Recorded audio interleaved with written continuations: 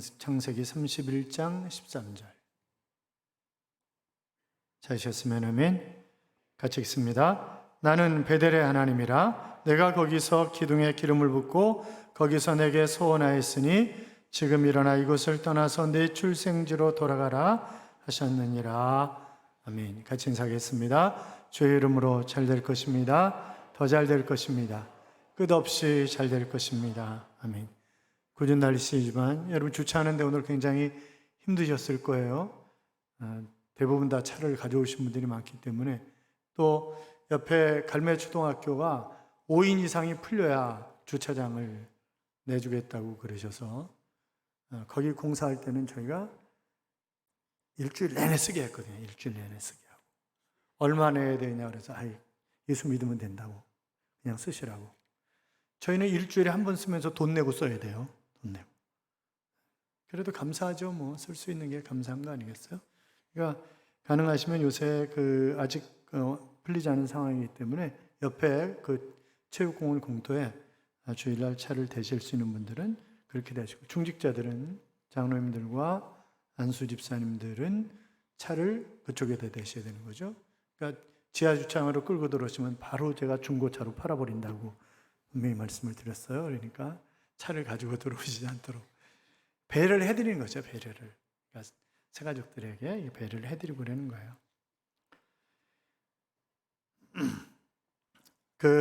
한 아웃도어 용품 업체가 몇 년 전에 한국 사람의 마음의 온도가 어느 정도 될까라고 하는 것을 조사한 적이 있었습니다. 꿈과 희망을 품고 따뜻한 마음을 가지고 사느냐, 아니면 냉혹한 현실 때문에 삶의 여유를 갖지 못하고 냉랭한 그런 마음을 가지고 사느냐라고 하는 것을 조사를 했는데, 바로 우리나라 사람들의 마음의 평균 온도는 영하 14도라고 합니다. 굉장히 차가운 거죠. 학업 스트레스나 미래에 대한 고민이 많은 고등학생들은 영하 16.6도였고, 취업을 준비하는 대학 4학년 학생들의 온도는 영하 24.4도였습니다. 그러니까 사는 게 아니에요, 걔네들은. 그러니까 대학 졸업한 학생들은 사는 게 아니죠. 취업하기가 너무 힘들잖아요. 그래서 인생의 봄을 살아야 할 시기에 바로 혹한기 겨울왕국의 삶을 살아가고 있는 것이 우리의 청년들이다. 그렇게 보시고 청년들을 여러분이 상당히 위로해 주시기 바라요. 아셨죠? 여러분의 삶이 뜨거운 여름보다 더 따뜻해지기를 주님의 이름으로 축원합니다. 열정페이라고 하는 단어가 있어요. 직장을 구하기 어려운 요즘에 기업이나 기관에서 일하는 것 자체가 청년들에게 상당한 경험이 되고 경력이 된다고 하는 그런 이유 때문에 일하게 해줬으니까 조금만 받아, 그렇게 얘기하는 거예요. 보수를 제대로 주지 않는 것을 우리가 열정페이다, 이제 이렇게 얘기를 합니다. 성경에도 열정페이를 받고 일한 사람이 있잖아요. 야곱입니다. 형에게 장자권을 빼앗은 그는 형에서의 분노가 사그라질 때까지 바단 아람 삼촌 집에 가 있으라고 하는 그런 어머니의 권고를 받아들여서 그는 바단 아람으로 갔습니다. 외삼촌이 그의 집에 머물게 하고 또 일거리를 주면서 딸을 사랑하는 것을 미끼로 야곱을 공짜로 부려먹는 거잖아요. 그렇잖아요. 물론 야곱도 잘못했죠. 품값을 얼마나 줄까 그랬더니 딸을 주시면 된다고 지가 또 그랬으니까 뭐 할 말은 없는 거죠, 사실. 자, 어떻든 라헬을 사랑한 야곱은 7년을 며칠처럼 여겼다고 했습니다. 결혼식 당일날 밤에 들어온 여자는 라헬이 아니라 레아였고, 다음날 아침에 따졌을 때 우리 지방에서는 언니가 시집가지 않았는데 동생이 결혼하는 법이 없다. 그러니까 7년 동안 또 라헬을 위해서 수고해라. 그러면 일주일 후에 미리 결혼을 시켜주겠다. 이렇게 얘기를 해서 결국 14년 동안 뼈 빠지게 일하는 거잖아요. 그렇잖아요. 그러니까 속은 거죠, 속은 거. 그러니까 어떻게 보면 아버지가 딸을 이용해서 악덕 기업주가 돼가지고 이상한 일을 하신 거죠. 자, 그러나 그럼에도 불구하고는 최선을 다해서 일했고, 하나님이 베델에서 만나시고 약속하신 대로 그와 함께 하셨습니다. 그것을 야곱도 너무 잘 알고 라반도 너무 잘 아는 거죠. 그래서 라반이 이런 얘기를 하잖아요. 여호와께서 너로 말미암아 나에게 복을 주신 것을 내가 아노라. 이렇게 이야기를 하는 것도 우리는 보았었습니다. 자, 그러나 야곱은 그러니까 어떻게 보면 야곱이 열심히 일한 것 때문에 라반이 부자가 되어가는 거니까 라반은 상당히 고마운 마음을 가지고 있지만 라반의 아들들은 그게 아니었어요. 저놈이 언제 어떻게 이런 생각을 늘 하면서 사는 거죠.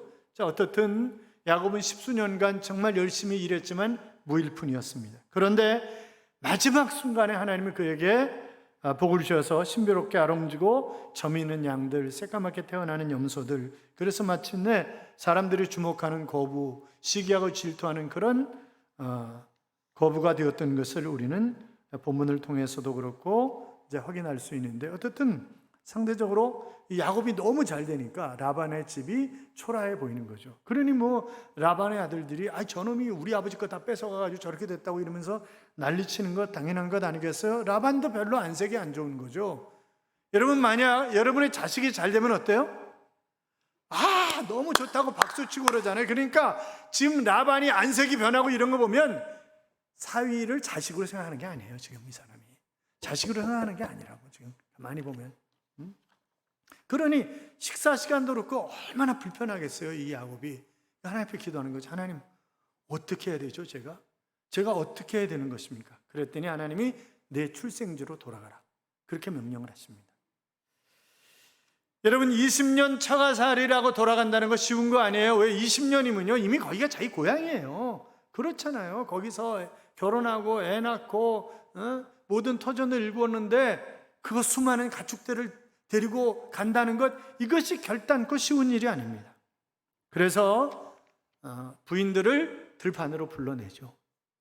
마치 술집에서 얘기를 하면 새 나갈 수 있을 가능성이 있기 때문에 사업하는 사람들이 골프장으로 불러내가지고 같이 둘이 걸으면서 이야기하는 것처럼 지금 들판으로 불러낸 거예요. 그런데 여기 보면 첫째가 레아예요, 둘째가 라헬이에요. 그런데 이름 순서가 바뀌어져서 나와요. 라헬이 먼저 나옵니다. 그 이야기는 아마 야곱이 라헬을 사랑했기 때문에 라헬의 이름이 먼저 나온다, 이렇게 얘기할 수 있는데, 여러분 이렇게 생각해 볼 수도 있어요. 내가 정말 하나님을 사랑하지 못하면, 내가 20년, 30년, 40년 신앙생활을 했는데 하나님을 뜨겁게 열정적으로 사랑하지 않으면 내 이름 저 뒤로 갈 수 있다고요.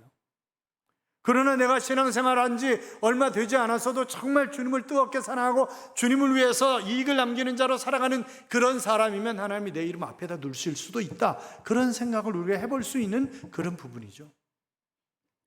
그래서 주님이 뭐라 그러셨어요? 라오디게아 교회를 향해서 뜨겁든지 차든지 그렇게 하라. 미지근하면 내가 너를 토하여 내치리라, 이렇게 말씀을 하셨습니다. 그러니까 내가 신앙생활하는 거 정말 열정적으로 하든지 아니면 정말 철저하게 회개하면서 살아가든지 그래야지, 이건 믿는 것도 아니고 안 믿는 것도 아니고 그러면 토해내겠다, 이런 말씀을 하고 계시는 것을 우리가 볼 수 있습니다만, 그러니까 그 운동선수들이 정말 금메달 따려고 몸부림치고 애를 쓰잖아요. 뭐 쉬는 것도 없고 그러잖아요. 마찬가지로 우리가 신앙의 믿음의 금메달관을 따기 위해서 최선을 다하는 그런 노력이 우리에게 필요합니다. 어떤 분이 이렇게 하세요? 목사님, 그래도 우리 할아버지가 목사님이셨고요, 우리 아버지 장로님이시잖아요, 우리 어머니 권사님이잖아요. 그게 뭐 어떻단 말이에요?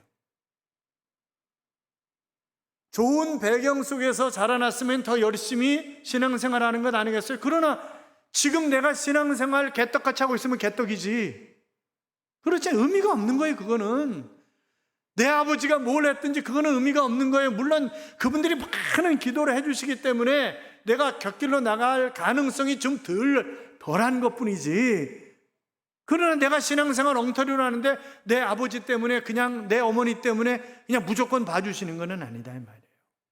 내가 신앙생활을 잘해야 되는 것 아니겠어요? 그러니까 우리가 믿음의 경주를 잘 하자고요. 자, 야곱이 라헬과 레아를 들판으로 불러내놓고 이렇게 얘기를 하죠. 여보, 내 말을 좀 들어보시오. 처남들이 내게 대하는 자세가 달라졌어요. 아니, 아버님도 마찬가지지. 나를 보는 눈빛이 달라졌잖아.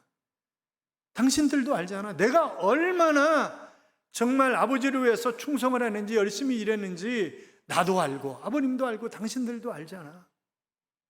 그런데 지금 나는 어떻게 된 거예요? 이게 어떻게 했으면 좋겠어? 그러면서 이런저런 얘기를 합니다. 아버지가 나를 얼마나 많이 속였냐고. 여러분 10번 속였다는 얘기는요, 무지하게 많이 속였다는 얘기예요. 그거는.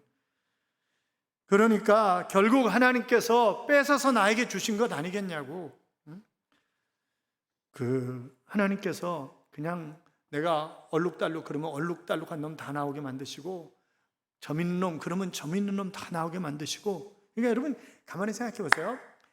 야곱이 받은 복 중에 최고의 복이 뭐냐? 물론 하나님 만나 주신 것이 최고의 복이지만 언어의 복을 주셨다는 거예요. 언어에 말하는 대로 이루어지는 거예요. 말하는 대로. 사랑하는 여러분, 야곱에게 언어의 복을 주신 하나님께서 우리 모두에게 언어의 복을 주셔서 우리가 정말 하나님을 위해서 일하고 싶을 때 우리가 말하는 대로 이루어지는 그런 놀라운 역사가 일어날 수 있기를 주님의 이름으로 축원합니다. 이렇게 얘기하잖아요. 내 아들의 향취는 여호와의 복을 받은 밭의 향취로다. 하나님께서 내 아들에게 하늘의 이슬과 땅의 기름짐과 풍성한 곡식과 포도주로 축복하기를 원하노라. 열방이 내 아들을 섬기며 열국이 내 아들에게 굴복하고 내 형제들이 너에게 굴복하고 내가 형제의 주가 되며 너를 저주하는 자가 저주를 받고 너를 축복하는 자가 복받기를 원하노라. 그대로 다 이루어지는 거잖아요. 사랑하는 여러분, 우리가 그 가련한 모습에 불과했던 야곱이 불과 몇 년 사이에 중국의 그 모소대나무, 여러분 아시잖아요? 모소대나무. 이놈이 처음에는 몇 년 동안 안 자란다는 거예요. 아주 자라질 않는 거예요. 그러다 갑자기 1년 동안 쭉 자란다는 거예요. 그러니까 야곱이 바다나 아람에서 20년 사는 동안 거의가 거지처럼 사는 거예요. 그냥 모습으로, 뭐 이건 사위가 아니야. 모습이지. 모습으로 거지같이 사는 거예요. 그랬다가 그냥 한두 해 사이에 쫙 그냥 솟아오르는 거죠. 모소나무처럼 부자가 되는 거죠. 여러분, 하나님이 나에게 약속을 하셨으면 그 약속이 지금 이루어지거나 아니면 조금 있다가 반드시 이루어지는 것입니다. 늘 말씀드리잖아요. 늦게 이루어질수록 그거는 큰 것이라고. 그래서 내 믿음이 차기까지를 하나님이 기다리시는 거죠. 자, 이 하나님의 약속을 붙잡고 하나님의 복을 붙잡고 사는 것이 얼마나 중요한 것인가. 시편 19편 10절에 보시면 금곧 많은 정금보다 하나님의 말씀을 사모하라. 그러니까 정금보다 더 중요한 것이 하나님의 말씀이라는 거예요. 모세가 만일 시내산에서 금덩어리를 받았다면 어떻게 됐을까요? 모세요? 제명에 못 죽었을 거예요. 그거 노리는 사람들이 얼마나 많았겠어요. 여러분, 돈 앞에서는요 사람이 아무것도 아니더라고요. 우리 중계동 교회 건축할 때, 여기는 뭐 그냥 건축할 때 옆에 집들이 없고 뭐 이러니까 별 시비사항이 없었는데, 먼저 중계동 교회 1996년에 건축할 때, 96년 1월 26일 날 땅 팠으니까 건축할 때요, 예물권 치는 날 아줌마들이 다 나와서 두루놓았어요. 그 아줌마들 가운데는 근처 교회 권사님도 있어요. 집사님도 있어요. 이게 믿음이 돈 앞에서 아무것도 아니더라고. 아니, 제가 말씀드렸잖아요. 도미니카 가나안 교회에 가서 그 담을 전부, 교회가 이제 저희 교회 담을 다 쳐주는데 현찰을 가져갔죠. 현찰을 가져가는데 현찰을 가져왔다고 얘기하지 말라는 거예요. 왜? 바로 죽인다는 거예요. 바로. 누가? 그 교인들이 바로. 왜? 거기는 $100 주면 누구 죽여주는 거예요. 누구 죽여달라고 그러고 $100 주면 사람 죽여주는 나라예요. 그런데 뭐 그때 얼마 가져가는 $1,500. 거긴 뭐 물가가 쌌으니까 $1,500 가져왔는데 하여튼 뭐 몇천 달러 가져갔어요. 그런데 얘기하지 말라는, 그냥 은행으로 송금했습니다. 이렇게 발표를 하는 거예요. 은행으로 송금했습니다. 바로 죽인다는 거지. 그렇잖아요. 그러니까 여러분, 물론 물질의 거부가 되시기를 주님의 이름으로 축원합니다. 더 중요한 것은 뭐예요? 하나님의 말씀이 내 안에 담겨져 있는 거예요. 하나님의 약속이 내 안에 담겨져 있는 거예요. 그것은 돈으로 계산할 수가 없는 거예요. 그렇잖아요? 요한계시록 1장 3절에 보시면 이 예언의 말씀을 읽는 자와 듣는 자들과 그 가운데 기록하는 것을 지키는 자들이 복이 있나니 그랬습니다.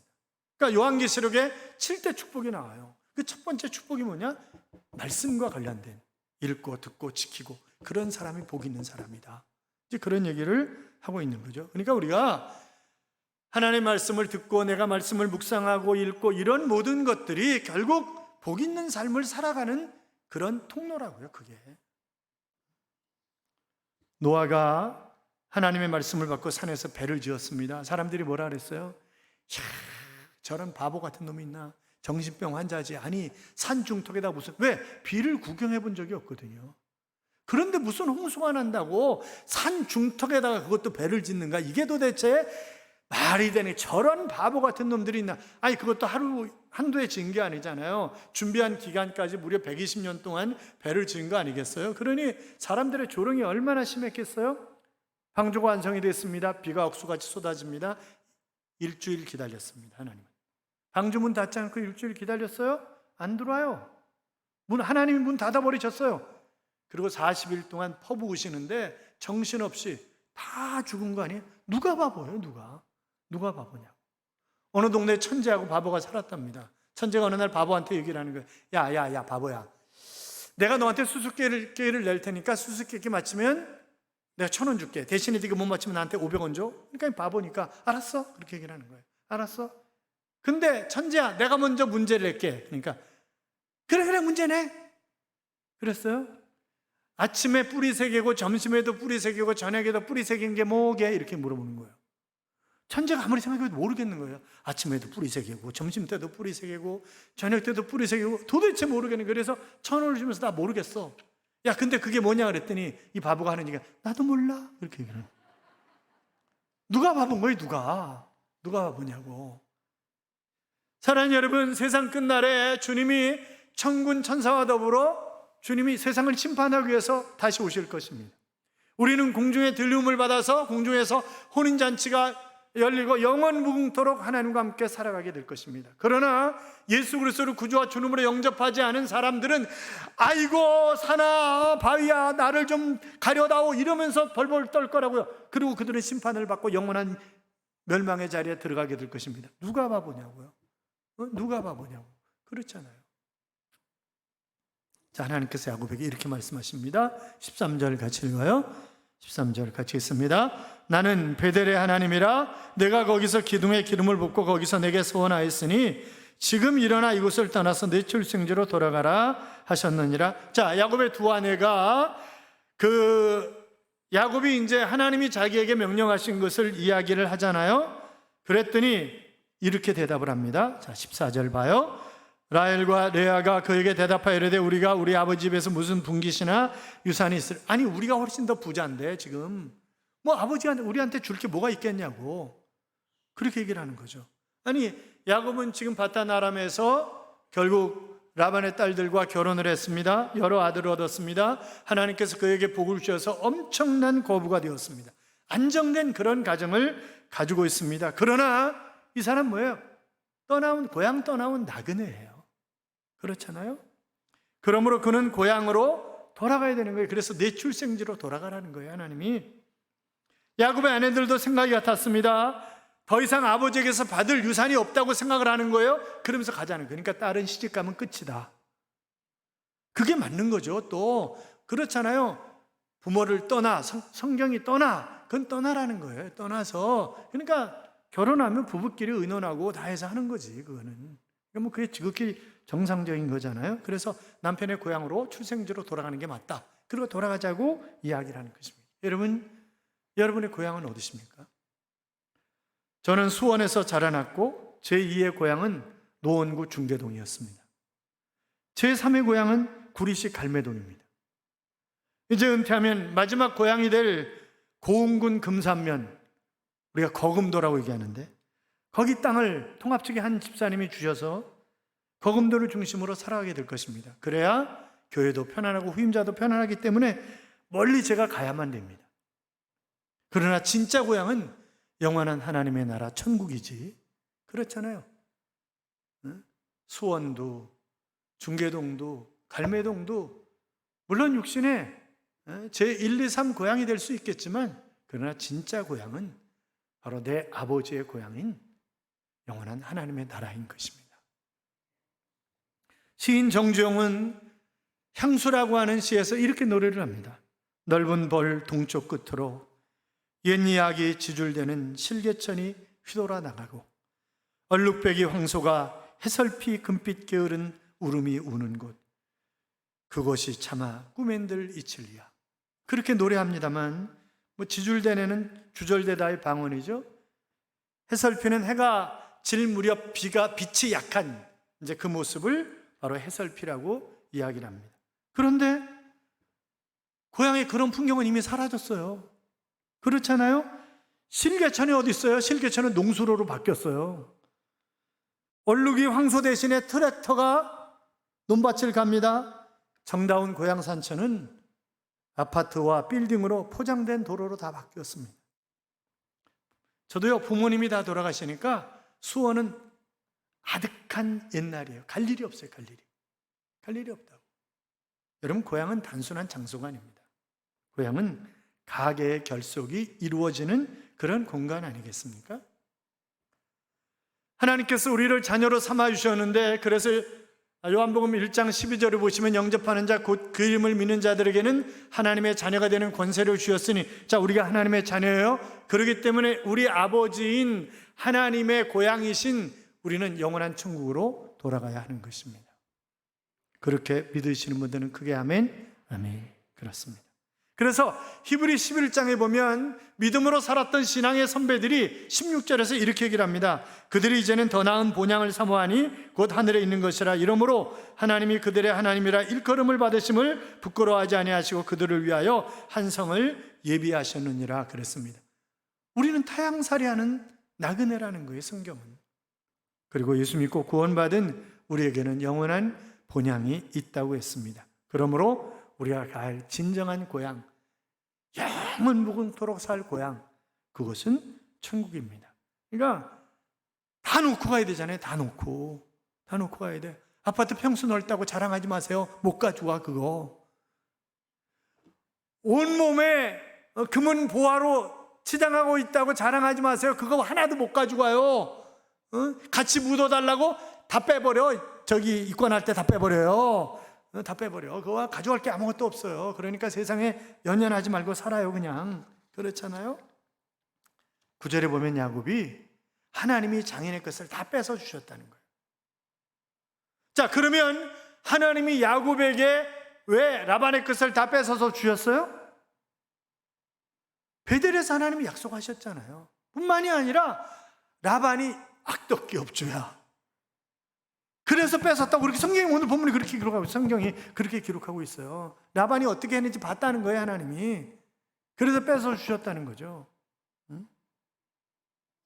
그러니까 14년치 임금으로 자기 딸을 팔아 넘긴 거고, 그렇잖아요. 수없이 사기쳤고, 그래서 억울하지 않도록 하나님이 그렇게 하신 것이다 그랬습니다. 잠언 13장 22절에 보시면 선인은 그 산업을 자자손손에게 끼쳐도 죄인의 재물은 의인을 위하여 쌓이느니라 그랬습니다. 같이 따라해요. 악한 사람의 재산은 의인의 창고다. 악한 사람의 재산은 의인의 창고다. 자, 그러니까 악인들이 끊임없이 열심히 벌어서 모아놓는 거, 그거 뭐 하려고? 하나님 우리 주시려고. 그래, 성경이 지금 잠언 13장 22절이 그 말씀하고 있는 거예요. 그러니까 하만이 얼마나 거드름 피우면서 그가 부자였어요. 그렇잖아요? 그런데 한순간에 다 모르드게거가 되잖아요. 그게. 사랑하는 여러분, 세상 물결 따라가지 말고 우리 하나님 따라가자고요. 잠언 23장 7절에 대저 그 마음의 생각이 어떠하면 그 위인도 그러한즉, 그러니까 생각 따라 사람이 어떻게 되는가가 결정된다는 거예요. 그러니까 우리가 생각을 바꿔요. 내가 지금 힘들다, 어렵다, 그런 얘기 하지 말고 내게 능력 주신 자 안에서 내가 모든 것을 할 수 있다. 나는 하나님만 함께 가면 다 되는 거야. 그렇게 생각하면 살자고요. 그러면 하나님 되게 하시는 거예요. 그렇잖아요? 자, 라반과 그 아들들이 양털을 깎으러 간 사이, 양털을 깎으면 뭐 며칠씩 걸리니까 재산과 가족들을 데리고 야곱이 36개 주랭랑을 치는 거예요. 아주 막 도망가는 거지. 그래서 7일 동안 도망가가지고 길르앗산에 일어나가지고, 야, 이제 7일 동안 왔으니까 더 이상은 못 쫓아올 거야, 이렇게 생각을 한 거예요. 못 찾을 거라고 우리를. 그런데 도망간 지 3일 만에 알았어요. 그러니까 군사를 동원해가지고 쫓아오는 거예요. 라반과 그 아들들이 쫓아오는 거예요. 군사를 동원해가지고 얼마나 빨리 달렸겠어요. 그리고 지금 야곱은 뭐 양떼 가족들 할 거 없이 들어가는데 뭐 이게 빨리 갈 수가 없는 거지. 결국 7일 도망갔는데 3, 4일 걸려서 도착한 거예요. 양쪽에 진을 친 거예요. 밤이 됐으니까 밤에 죽이지 못하는 거예요. 아침을 기다리는 거죠, 라반이. 그런데 하나님이 밤에 나타나셨어요. 라반, 야곱 건드리지 마. 야곱 건드리지 마. 선악간에 말하지 마. 하나님께 간섭하시고 하나님이 야곱의 방패가 되시는 거예요. 라반이 얼마나 놀랐겠어요. 아, 맞아. 저놈 하나님이 함께 하신 놈이었잖아, 저놈. 응? 지금도 하나님이 그러시네. 지금도 방패가 되시네. 그럼 방법이 없는 거죠. 뭐 그렇잖아요. 하나님이 그렇게 막으시고 방패가 되시는데 무슨 방법이 있겠어요? 야곱의 방패가 되어주셨던 하나님, 우리의 방패가 되어주실 줄로 믿습니다. 그래서 시편 3편 3절에 보시면 여호와여 주는 나의 방패이시요 나의 영광이시요 나의 머리를 드시는 자신이다. 그랬고 6절에 가면 천만인이 나를 둘러 진칠지라도 나는 두려워하지 아니하리로다. 왜? 하나님이 나의 방패가 되시니까. 그렇잖아요. 라반이 야곱을 못 죽이는 거예요. 그리고 이제 그 다음날 아침에 이렇게 얘기하는 거죠. 칼을 잡고 하는 얘기가, 왜 그랬어? 왜 그랬어? 간다 그러면 내가 안 보내주겠어? 간다 그러면 내가 온갖 악기를 동원해가지고 그래가지고 축하 연주를 해주면서 보냈을 거 아니야. 그리고 내가 내 딸들하고 손주들에게 입 맞추고 보냈을 텐데 왜 그랬어? 아버님 딸들을 빼앗을까 봐요. 아유, 이 사람아, 고향으로 돌아간다는데 내가 왜 그러겠어? 그런데 드라빔은 왜 가져갔어? 이렇게 얘기해요. 드라빔은요 메소포타미아 사람들의 수호신이에요. 이것이. 그러니까 이 드라빔이 사람만큼 큰 것도 있고 아주 조그만 것도 있고 그래요. 그러니까 지금 이 라반의 집에 드라빔은 아주 조그만 거였어요. 그거 왜 가져왔냐? 가져간 적이 없다고. 자기 부인들한테는 뭘 가져왔냐고. 우리 안 가져왔다고 이렇게 얘기를 하는 거죠. 그런데 라헬이 웃기는 여자잖아요. 라헬이. 이 여자가 시기 질투할 거 없이 이제 그런 거에 아주, 그러니까 라헬이 훔친 거야, 라헬이. 그래가지고 자기는 안장에 앉아가지고 나는 지금 경수하는 시기이기 때문에 못 일어난다는 거예요, 자기는. 그러니 결국 그런데 뭐라 그러겠어요, 아버지가. 그러니까 못 찾아요. 그러니까 야곱이 막 큰 소리 치잖아요. 도대체 누가 가져갔다는 겁니까? 아버님 왜 그러세요, 도대체? 이래가지고 결국 54절에 가면 뭐라고 얘기하면, 야야, 그러지 말고 우리 같이 불가침 조약을 맺자. 이렇게 얘기를 하는 거예요. 불가침 조약을 맺자. 왜? 야곱이 그만큼 컸어요. 그리고 하나님이 함께 하시면 점점 더 클 거 아니에요. 그러니까 저놈이 크다고 내가 인건비 떼어먹고 이런 거 그냥 나중에 화풀이하면 곤란하니까 불가침 조약 맺자는 거예요. 그리고 떡을 해가지고 밤새도록 같이 잔치를 합니다. 얼마나 아름다운 모습이에요. 사랑하는 여러분, 내 곁에 있는 사람들은 사랑하라고 주신 사람들입니다. 그렇잖아요. 그러니까 용서하고 이해하고 그러는 거예요. 자식이 부모에게 효도해야 되는 것 당연한 것입니다. 그런데 부모가 자식을 노엽게 하지 말아야 돼요. 자존심을 상하게 하고 자존감을 망가뜨리고 그래서는 안 되는 거라고. 잠깐 같이 살다 헤어지는 거예요. 부모와 자식은 길게 사는 게 아니에요. 가족도 다 마찬가지죠. 둘이 평생 살 것 같지만 그러나 한 사람 먼저 가.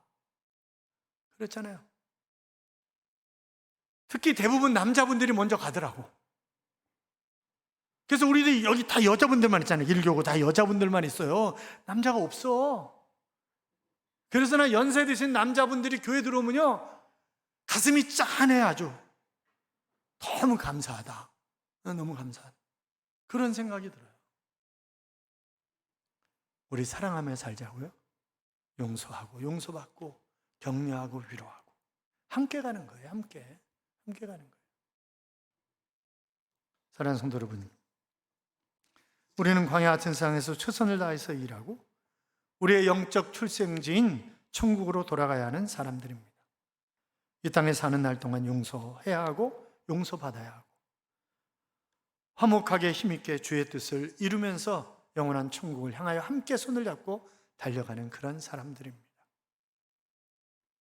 하나님 앞에 서는 날 함께 이익을 남긴 자로 받을 상급이 있는 그런 하나님의 자녀들이 되시기를 주님의 이름으로 축원합니다. 이런 찬양이 있죠. 내가 먼저 손 내밀지 못하고, 내가 먼저 용서하지 못하고, 내가 먼저 웃음 주지 못하고 이렇게 머뭇거리고 있네. 그가 먼저 손 내밀길 원했고, 그가 먼저 용서하길 원했고, 그가 먼저 웃음 주길 원했네. 나는 어찌 된 사람인가? 오 간교한 나의 입술이여, 오 더러운 나의 마음이여, 왜 나의 입은 사랑을 말하면서, 왜 나의 마음은 화해를 말하면서, 왜 내가 먼저 져줄 수 없는가? 왜 내가 먼저 손해볼 수 없는가? 오늘 나는 주님 앞에서 몸둘 바 모르고 이렇게 흐느끼며 서 있네. 어찌할 수 없는 이 마음을 주님께 맡긴 채로 라고 하는 그런 찬양입니다. 여러분 먼저 찾아가세요. 먼저 용서를 구하세요. 먼저 사랑하세요. 그래서 화해는 내가 먼저 할 때 가능한 거예요. 내가 먼저.